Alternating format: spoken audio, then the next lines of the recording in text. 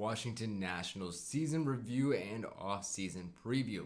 This season for the Nationals, there was a lot of talent that continued to flash and show, but just is not consistent, and nobody really kept it going all year long. Now, this has become a repeated issue for CJ Abrams, but James Wood also slowed down in the second half, and then Jordan Lyle, who came in at the end of the year. The big question for him is he going to carry his heat into the next season? Is he going to carry it through the offseason, stuff like that? Gore was up and down throughout the year, but we do see overall a good amount of talent coming up in this farm system and in this roster.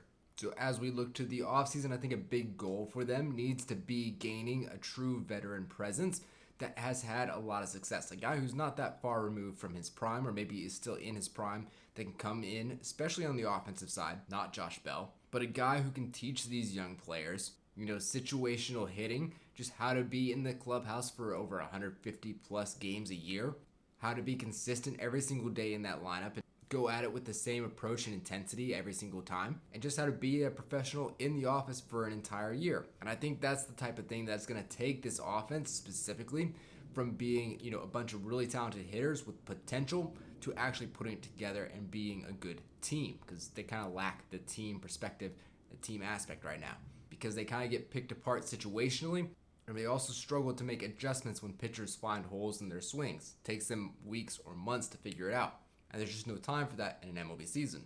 Now, I also really hope that Dylan Cruz and Luis Garcia Jr. take some big steps forward in the offseason.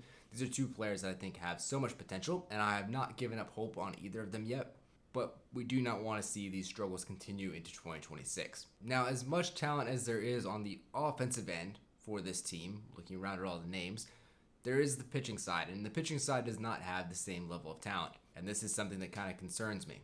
But this is also where I think the GM and the manager opening, and just the new manager and GM, are really going to come into play. This is what they can impact and change and set and get in place for the future.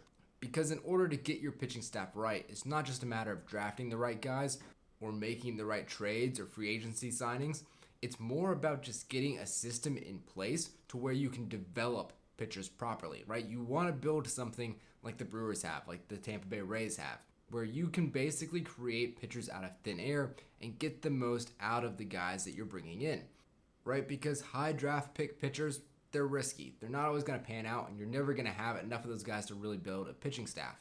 And in order to really get a pitching staff built and put together, you have to be able to get really, really high level pitchers from lower draft picks and trades that people don't expect a lot to come from. You have to have a development system that can really get the most out of guys. And that is what I want to see put in place from this new GM and this new manager. And when that development system gets put in place for the pitchers, that's when they will start matching the level of potential and talent that I think the offense already is starting to put together and show.